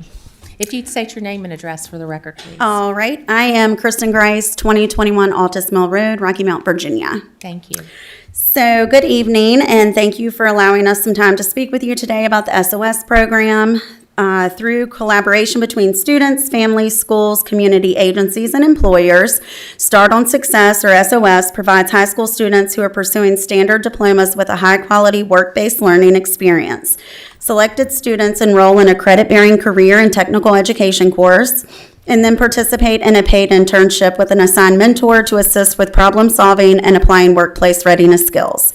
We want to start our students on the most successful path possible, whether that be to attend a trade school after high school, attend college after high school, or to simply go into a career field of their choice at that time. SOS is a program that is run throughout several counties in Virginia, 22 to be exact. Franklin County has been blessed to be one of those 22 counties for the last 3 years. We have one cohort at this time that we work with, which is usually between 8 and 10 students. We currently have 10 students working with Ferrum College, which is our business partner. We partnered with Ferrum because they offered our students the largest variety of workplace opportunities to ensure that our students were building skills in the area of their desired career. This has been an amazing opportunity for our students as well as Franklin County Public Schools to connect and work together towards a common goal. We've had students work in the following areas at Ferrum. We have them in the library, HVAC, plumbing, electrical, grounds and maintenance, the farm, admissions, campus activities, the campus store, athletics, the technology department, and in the marketing and communications department. This program is not a program that just helps the student to make money throughout the time they are in it. We currently have 17 out of 18 students that are either going to school or working full-time since graduating high school. Some of these same students were students that were not planning to graduate high school and continuing with their high school diploma, but decided against dropping out due to this program. We actually had several students here earlier tonight, but they had to leave, unfortunately. Franklin County High School and our SOS program have received some glowing recognitions from the VDOE. We have had the privilege of speaking in different conferences across the state to help other school systems to have the success that we are having. We are at the end of a 3-year grant from the Department of Aging and Rehabilitative Services, which is DARS. We are hoping to expand the program to 2 cohorts, one in the spring and one in the fall. This would allow us to reach double the students that we have now. We have spoken with the school board about funding this program and are here today in hopes to gain the support of the Board of Supervisors as well. We have an SOS showcase on April 16th at Ferrum College. A flyer is being passed out now with the details of the event. Please register using the QR code that is available on the flyer. We would love for any of you that are available to attend that, to see what it's all about. Mr. White, who is passing out the flyer, is our SOS instructor. He has his contact information at the bottom of the flyer. Reach out with any questions. Thank you. Thank you so much, and congratulations. Good stuff. Thank you. Yes, thank you. Thank you. Addison Hancock.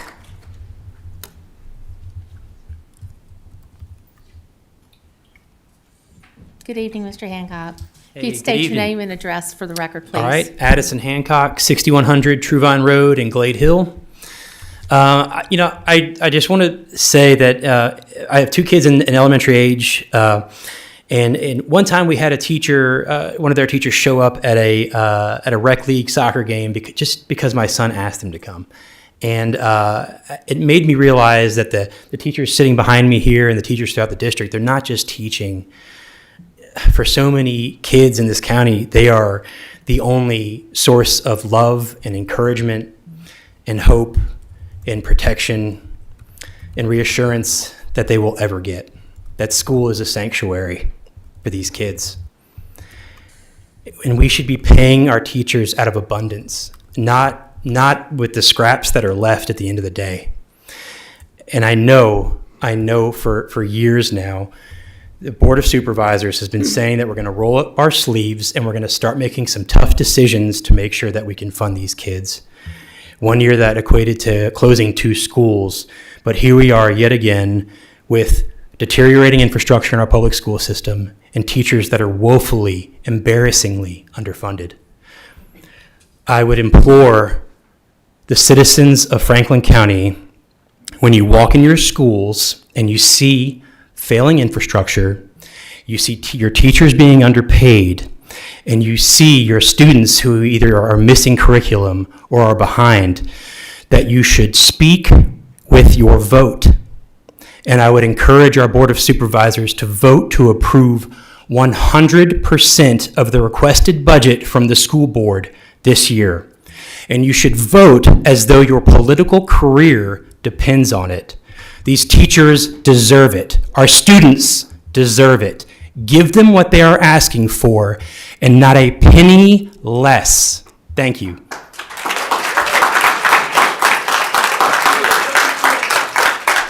Lauren Walk.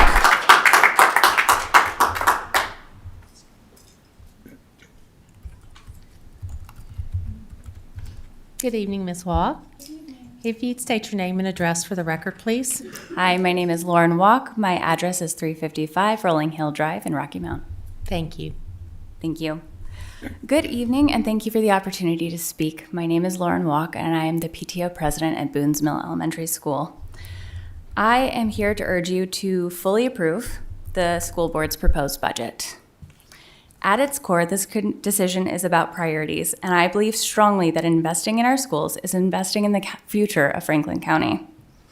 Strong schools don't just benefit students, they strengthen our workforce, support local families, and make our community a place where people want to live, work, and stay.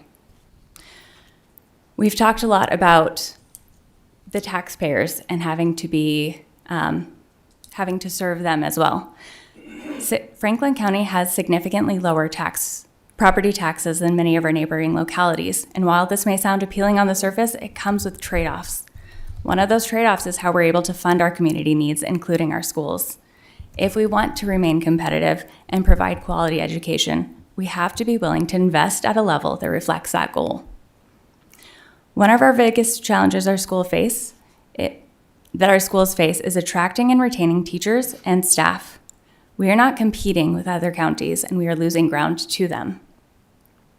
Salaries here are lower, school infrastructure is aging, and the schools have been feeling significant funding stresses for a while now.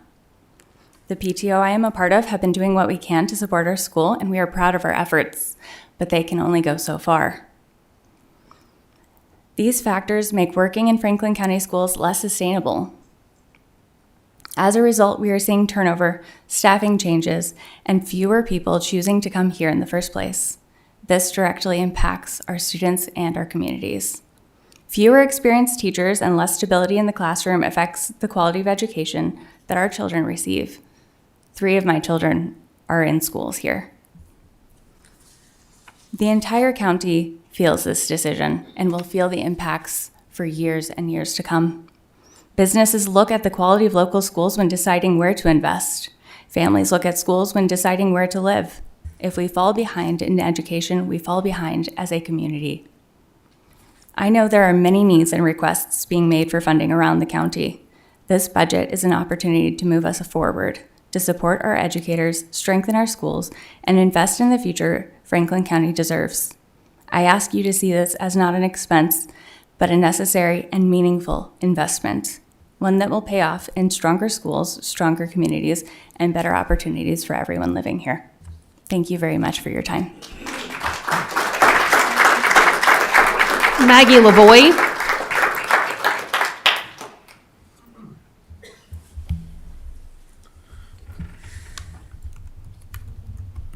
Hello, Ms. Lavoie. How are you? If you'd state your name and address, please. Maggie Lavoie, 575 Gray Mountain Lane, Thank Glade you. Hill, Virginia. Thank you. All right. Good evening. I'm Maggie Lavoie, and I'm the mother of 2 students at Snow Creek Elementary School. And as of January 30th, I was a VALS reading tutor at Snow Creek Elementary School. I was the tutor because my position lost funding. Snow Creek no longer has a reading tutor, or any tutors for that matter. Let me take a moment to tell you about the VALS reading tutor position. I work with kindergarten through 5th grade, 5 days a week, 5 hours each day during the school hours. My job was to work with students who were flagged as high risk and moderate risk on their VALS testing. I taught anything from alphabet recognition to complex phonics. For kindergarten through 2nd, I would work in small groups or one-on-one with students during their WIN time or ELA time, which allowed teachers time to focus on other students. That has now been taken away from the teachers. Another part of my job was proctoring Lexia, which is a reading program that our entire county uses for 3rd through 5th grade. It places them at their personal reading level with hopes that one day they'll be above or at their grade's reading level. For example, a 4th grader could test at a 1st grade reading level. The students play phonics games and fluency games called units. It sounds simple, but I've seen my students make huge strides. And the proof is that my job mattered to Snow Creek was in our January literacy limelight. Our 3rd and 4th grade students placed 1st and 2nd places this semester across the county in most units earned. I fully understand grave mistakes have been made by the school board and financial staff. Obviously, I understand this because I have been personally affected by these mistakes. I fully understand that the school board and the financial staff need to be held accountable for their gross negligence. With that said, and negligence aside, every single child that walks through the doors of Franklin County Schools deserves an education that is being funded well by the Board of Supervisors. Our children deserve a county that values their education.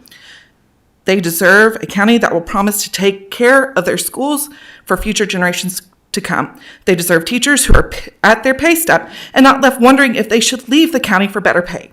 Our kids deserve to know that if they are like me and come home to Franklin County to raise a family, their kids will have an education that competes with the top schools in the nation. When my kids are grown, I do not want them to have to fight for public education funding like I am tonight. You can set the precedent right here, right now. At this point, we know that folks from Richmond and DC won't swoop in and save us. We have to save ourselves. So please, for the sake of our kids and future, fully fund the public education in our county. We all know the famous quote from Field of Dreams, "If you build it, they will come." I would love for the county to rebrand this quote to say, "If we maintain it, they will stay." Thank you. Thank you.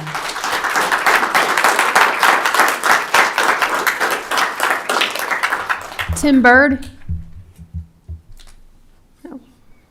I think he's left. Dana Raven. Hi, Ms. Raven. Good evening. If you'd state your name and address, please. Dana Raven, 628 Evermore Road, Callaway. Thank you. I am a Callaway resident and a Franklin County public school teacher. I'm also the mother of 4 students in this division. I have spoken during public comment in the past about teacher pay, staff shortages, and the growing list of unmet needs in our schools. Tonight, I'm going to take a different approach.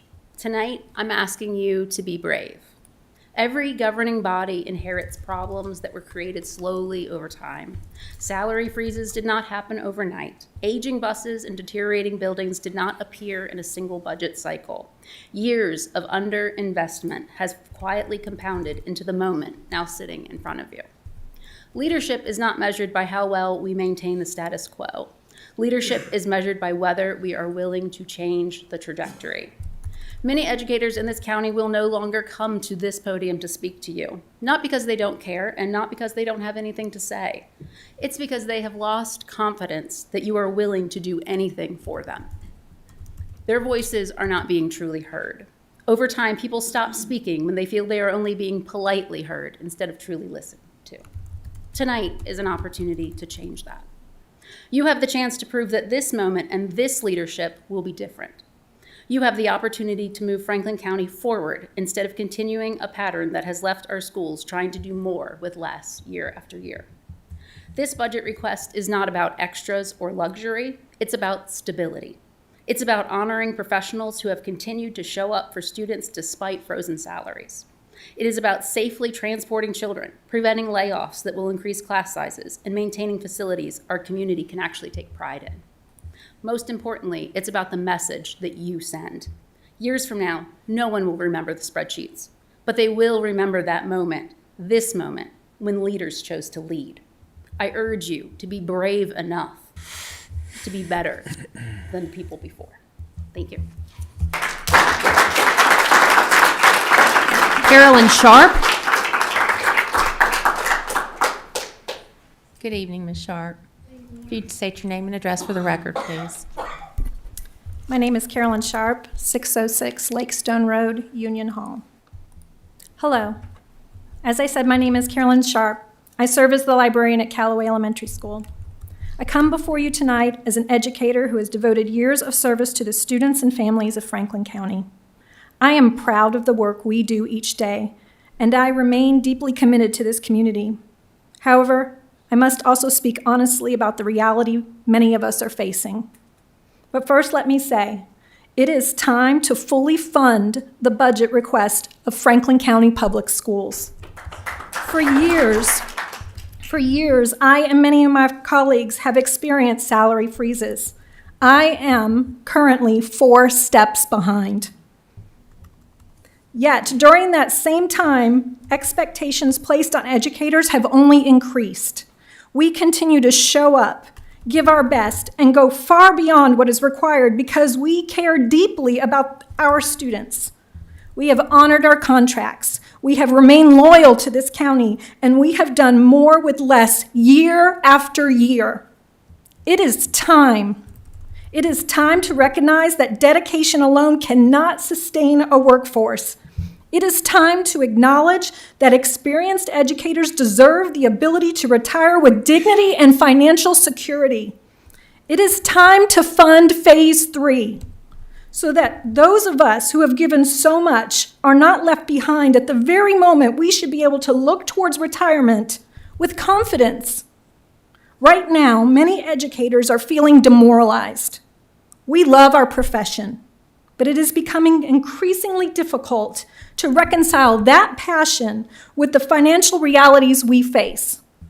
When salaries stagnate, it sends a message, whether intended or not, that our work is not valued at the level it should be. It is time to change that message.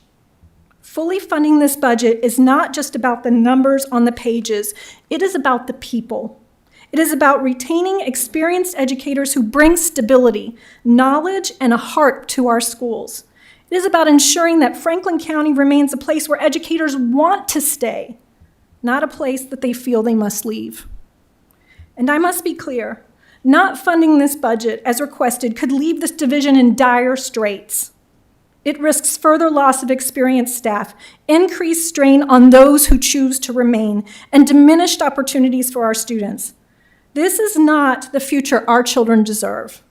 Our children, our staff, and our county deserve better. Most importantly, this is about doing what is right. I ask you to stand with us. I ask you to invest in people who invest in our children every single day. I ask you to fully fund this budget and support Phase 3 so that we can continue to serve this community and the excellence it deserves. Thank you. Thank you.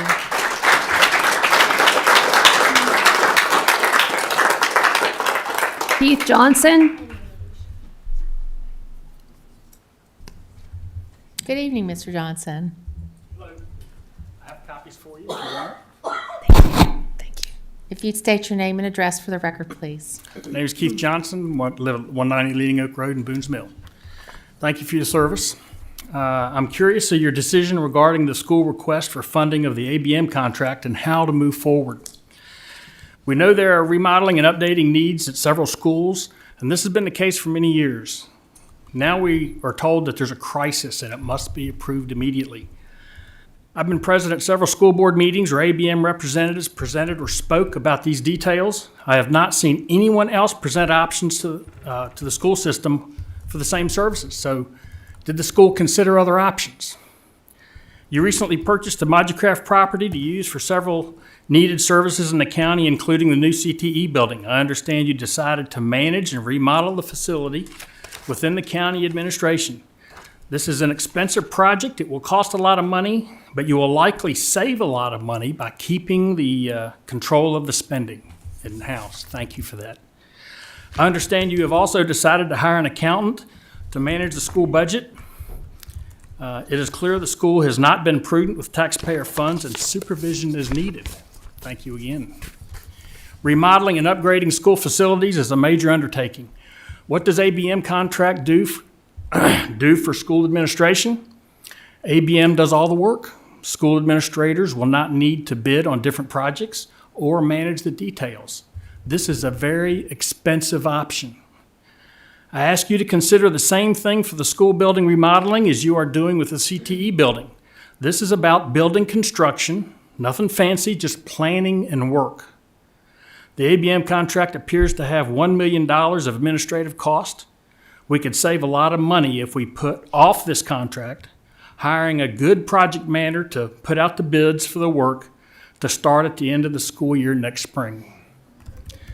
The most important feature of this is saving taxpayer funds. Saving significant costs requires the project managers answer to you or county administrator, not school administration. The new manager would need to work with school administration the same way you were going to work with the school with the design of the CTE building. So it's doable. What about engineering work already conducted by ABM? At a recent meeting, they said they would be billing the school for that work. So if you don't fund the ABM project and they require payment for engineering work, then you're entitled to that engineering report. It's a great start for the new project manager. And with regards to what they've been saying today, I think it's important to understand the greatest funding problem for the school is the loss of 30% of the students, because the funding from the state is based on student attendance. What is the school doing to reattract? They chased away, the school administration chased away 30% of their students. What are they doing to attract them back? Thank you. Thank you. Leonard, and I apologize, I can't make out the last name. Okay. Good evening, sir. Yeah, two brief comments. If you'd state your name and From what I address. understanding from public records, there's a law called the VPPA, or Virginia Public Procurement Act, and this deals with ethical standards in public contracting. It encourages local resources for bidding in contracts within Virginia. The problem with ABM, it's an international corporation, it's not a local resource, and one of their main offices is in New York. But correct me if you disagree with the information, but I got this off public records. One other thing, my wife was a very successful special ed teacher, and she was enormously successful working with handicapped students and special ed students. When she went to the special ed department, and this is not to indict the average teacher, when she went to the special ed department and said, would you like me to teach you what I do? This is what I'm doing. I'm teaching them so many words. And they said, we're not interested, okay? So just throwing money at a school system is not the answer. It's up to the ethical intent of every teacher. I'm sure there are many good teachers here. I'm not saying anything bad about them. But who is going to monitor whether a teacher is acting with integrity or not, or with diligence?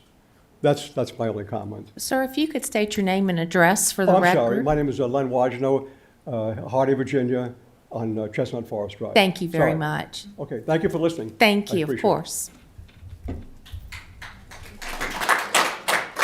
Darlene Maressa? Maresca. Hi, Charlene. If you'd state your name and address, please. My name is Charlene Maresca, and I live at 223 Morningwood Lane, Works, Virginia. Citizens of Franklin County, it's time we stop pretending everything is fine with our local government. What's happening on the Franklin County Board of Supervisors isn't just concerning, it's a betrayal of the public trust, and we need to call it what it is. Let's talk about the censure of Union Hall Supervisor Dan Quinn. The board claims he improperly disclosed information about the county administrator hiring process, but here's what they're not telling you. The chairman of the board had already shared that exact same information with even more details publicly in a local restaurant. This is documented on the same Facebook thread they're claiming against Supervisor Quinn. So why was it the chairman censured? Why did it take nearly 2 months to go after Supervisor Quinn? And why was he denied the basic right to prepare a defense to have the case heard publicly? Because the censure has nothing to do with disclosure violations. The acting chair deliberately ignored the board's own rules requiring a separate meeting and vote to confirm confidentiality before any disciplinary action. They skipped their own procedures. Ask yourself, if they're willing to break their own rules to silence one supervisor, what else are they willing to do? The truth is simple. Supervisor Quinn referred credible allegations of misconduct against other board members and requested an independent investigation into potential violations of the Virginia Whistleblower Protection Act. That's what this is about. The censure is retaliation, a calculated move to discredit him before those allegations could gain traction. The chairman wanted this buried. When that didn't work, they laundered this sham censure to destroy Supervisor Quinn's credibility, and now they hide behind the claims of confidentiality and call it the matter closed. It's not closed, not even close. Here's what actually happened. The Franklin County Board of Supervisors chose to protect themselves over serving you, the citizens of Franklin County. They chose secrecy over transparency. They violated their own procedures to avoid an independent investigation, and the supervisors who are accused of misconduct, they voted to censure the man who reported them. Let that sink in. This isn't about politics. Not even close. This is about whether we're going to tolerate corruption and cover-ups in our own backyard. This is about whether our elected officials think they're above the rules that govern everyone else. They're counting on you to stay silent. Thank you, Ms. Maresca. Shannon Brooks. Okay, thank you very much. Shannon Brooks.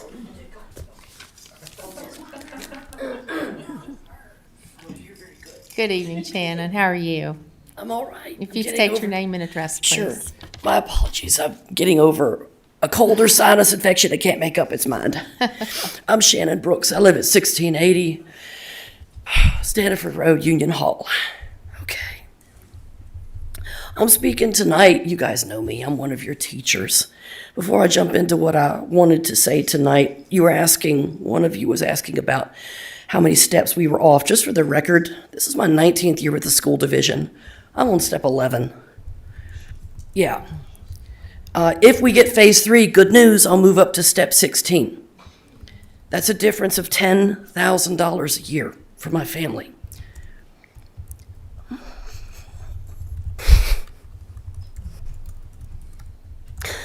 I'm sorry.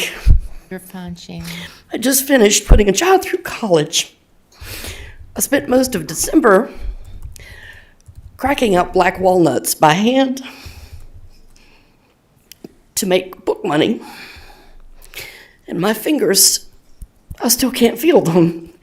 I've got an appointment in June. They say they'll get to the bottom of it then. This is not at all what I wanted to tell you guys tonight. I wanted to tell you about a movie. It's called Greyhound. And it's got Tom Hanks, so you know it's good.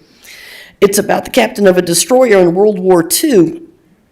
I didn't know this, but a destroyer's job in World War II was to protect shipping, Allied shipping, troop shipping, merchant supplies, things like that, as they go across the North Atlantic where the German subs are. Now, stick with me here because it's really good. There's a scene where Tom Hanks orders depth charges to be dropped on this German submarine that's chasing them, and it takes like 3 or 4 tries to get it, but they do. There's just one problem. The next day, the guy in charge of munitions comes up from below and he tells the captain, "We got a problem. You used up most of our depth charges yesterday, and we still got a day and a half to go on this mission." And Tom Hanks, of course, he goes outside on the bridge to think about this, and his second in command, his XO, comes along behind him, and the captain turns to his XO and he says, "I made a bad decision yesterday." And the XO says to him, "The decisions you made yesterday got us to today. And today gives us a chance to make a better decision." And I love that line. It reminds me that we all make the best calls that we can to meet the circumstances we're in. And we're not facing down Nazi subs, thank God. But it does feel to me an awful lot like we're sinking. I don't pretend to know what the best decision is for solving our budget problems, but I do know this. I know none of us are happy to be where we are right now. And honestly, it doesn't really matter too much how we got here. It's the being here that's the problem. What matters now is that we make a better decision so that tomorrow does not find us here again. I'd ask respectfully that this board bear that in mind as we work toward a solution to our shared budget problems. Thank you. John Shank.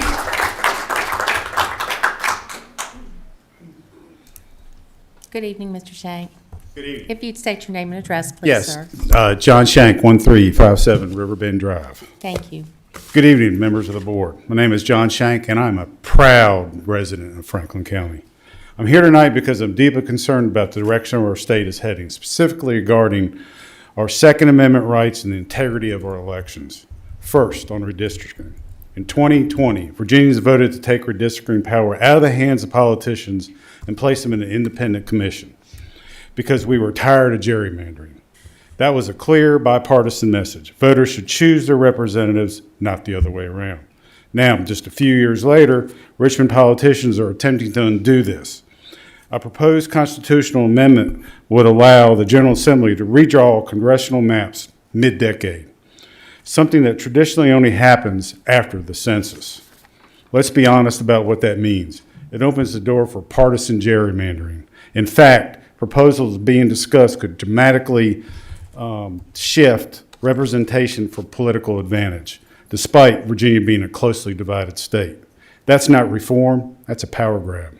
Second, on the Second Amendment, across Virginia, we've seen increasing efforts to restrict lawful gun ownership, whether proposed bans, expanded regulations, continued pressure on localities that have declared themselves Second Amendment sanctuaries. For many of us here in Franklin County, the Second Amendment isn't abstract. It's about our safety, it's our heritage, and it's our constitutional rights. When the state begins to chip away at those rights, it raises serious concerns about overreach.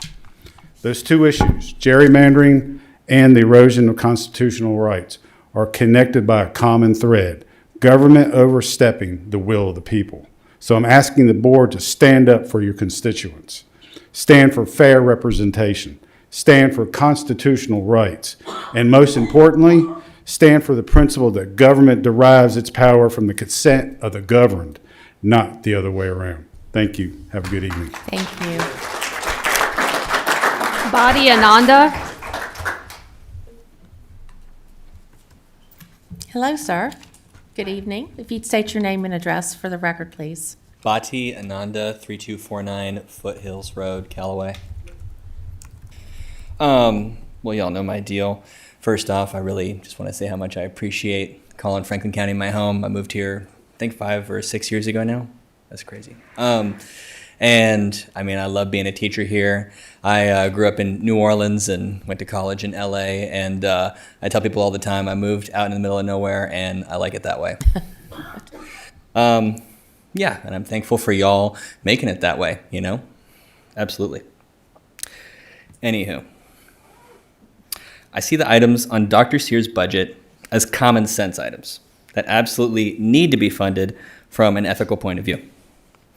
As a teacher at the high school, and now I'm at Rocky Mount Elementary, I saw and have seen consistently kids experiencing poverty come into class super tired, slept an hour the night before, right? Or kids going home with bags of food, like 2/3 of the kids. Or, I don't know, yeah, kids not having access to just the most basic of materials, right? And they need their school system to be better, not worse, which is what's happening. It's just dwindling and dwindling and dwindling, scraping by. And I also see teachers giving way more than the hours for which they are paid to help these students, consistently more and more and more. And then the way I see it, property taxes just need to be modernized. It's disingenuous to say that you just can't find the money to fund the school district when property tax rates are consistently lowered or remain the same so that the dollar amount stays the same.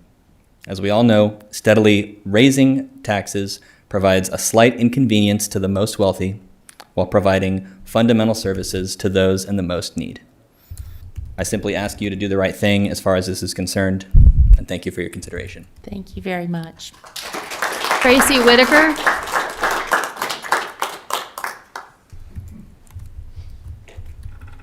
Hello, Mr. Whitaker. Hello. If you'd state your name and address. Tracy Whitaker, 361 Leland Lane, Rocky Mount, Virginia. Thank you. Board, Madam Chair, thank you. I spent over 3 decades in the classroom of this community. I'm here tonight because I'm tired of watching a shell game played with their children's future. We've had a structural disconnect in this county that serves only one purpose, provides the Board of Supervisors with political cover and power. We elect a school board to lead our division, yet we deny them the one tool they need to actually lead, taxing authority. This creates a convenient diversion where the people with the mandate have no money and the people with the money claim no responsibility. Decades ago, when I was in high school, school boards were appointed. Today, they're elected by the same citizens who put you in those seats. But let's be honest about what that election actually is. It's a lightning rod.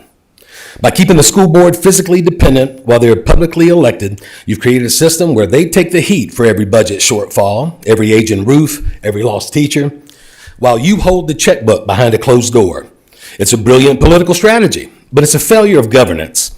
When you consistently fund less than what is requested, you aren't finding efficiencies. You're choosing to underinvest and then pointing the finger at the people you've hamstrung.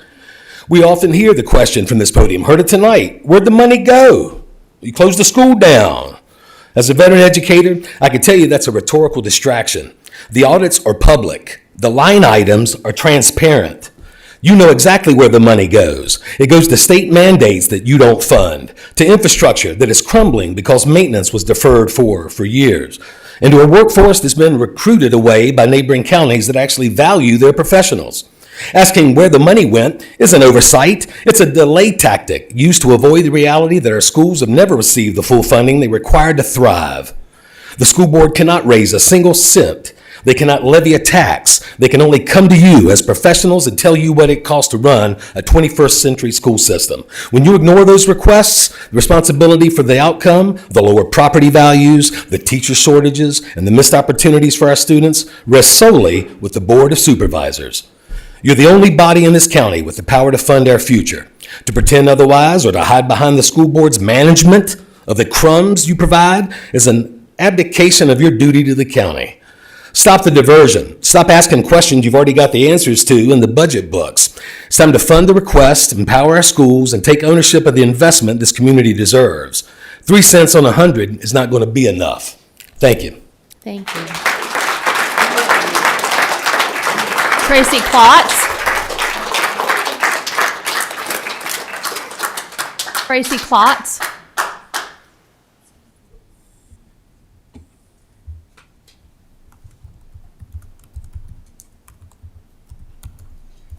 Good evening, Ms. Klotz. Good evening. If you'd state your name and address, please. My name is Tracy Klotz. My address is on record, and it is also documented on each one of these that I have for each of you. Thank you. Okay? Thank you. Can I give them to you? Yes. Yes, ma'am. Thank you.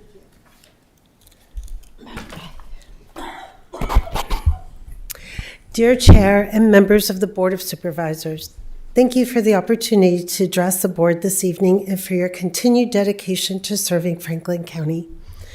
I am here tonight as a Gills Creek voter and am representing a bipartisan group of 70 constituents by signature to date and growing from across the county who share a common interest in open, transparent local government and a strong, trusting relationship with their elected officials.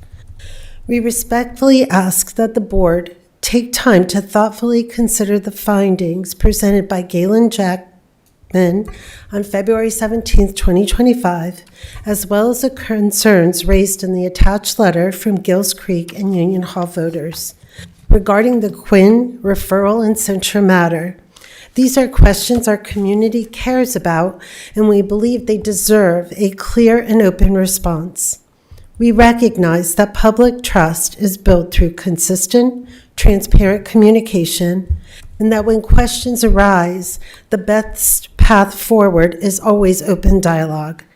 The current structure of monthly Board of Supervisors meetings, while valuable and necessary, does not lend itself to the kind of genuine back and forth conversation that helps constituents feel heard and informed.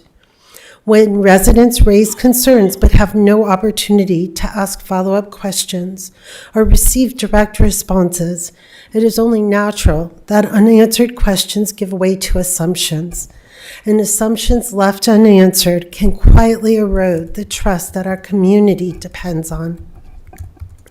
A town hall setting changes that dynamic entirely. It creates space for real conversation where your perspectives can be shared. Questions can be asked and answered, and neighbors leave with clarity rather than uncertainty. In that spirit, and in the tradition of community-centered meetings where the chair has graciously engaged with constituents in the past, we would like to extend a warm invitation to the chair and the board to join us for a community town hall. This would be a welcoming, constructive forum to discuss attached exhibits and an opportunity to continue to build the kind of trust that benefits everyone. As of tonight, I was made aware that there is a conflict in scheduling because of your budget open public hearing. So that town hall will be rescheduled, and I will personally email each individual supervisor with that updated information. We hope you will be able to join us, and we look forward to continuing this tradition of open, community-centered conversation.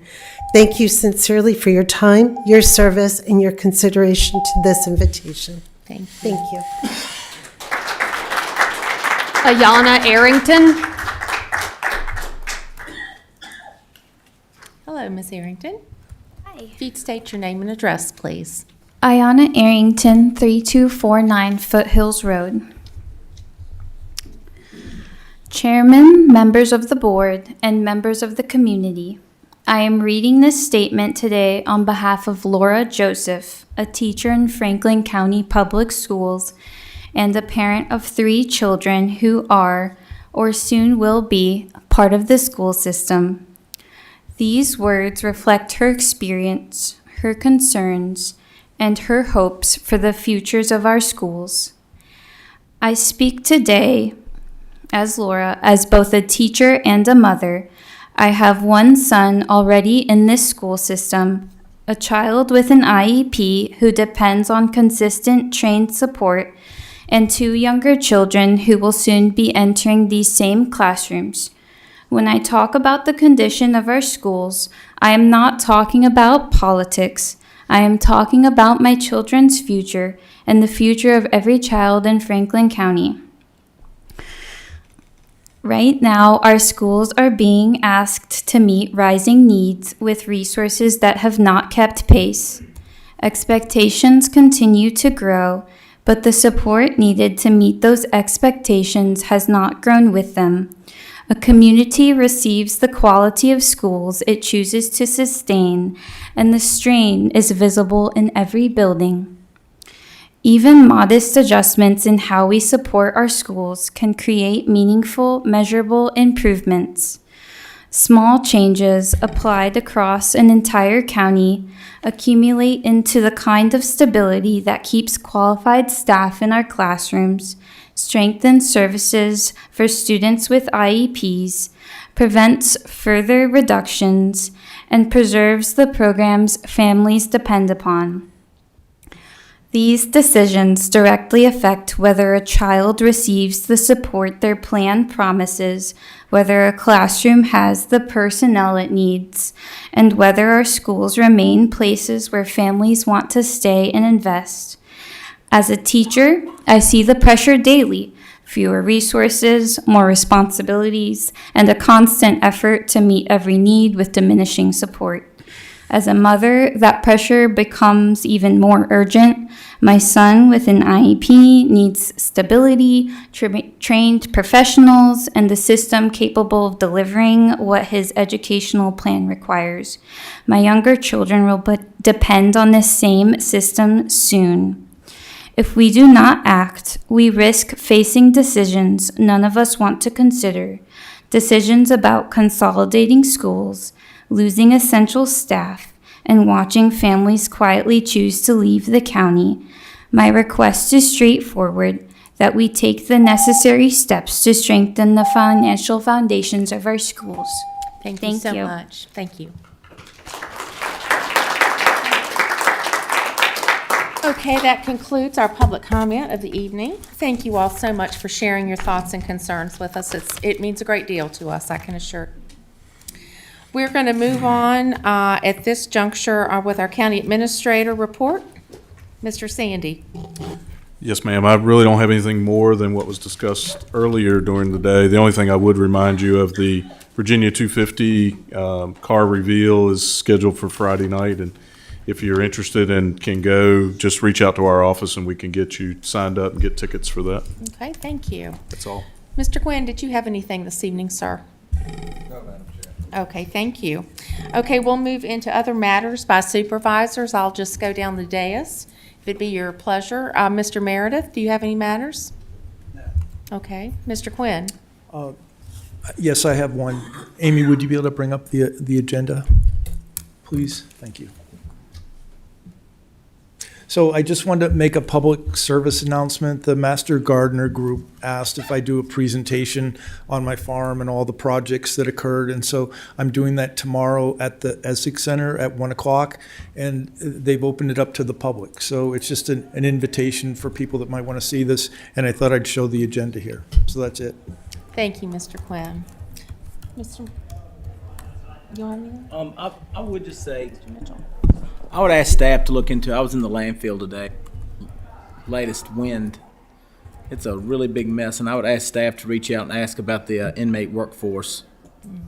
And, you know, that road crew could get in there and do that in a day. You know, the landfill is a necessary thing that we have, and it's in my district, and I would appreciate that care given to it. And that, you know, if we can't get that from that angle, maybe we need to look at other avenues. Thank you, Mr. Mitchell.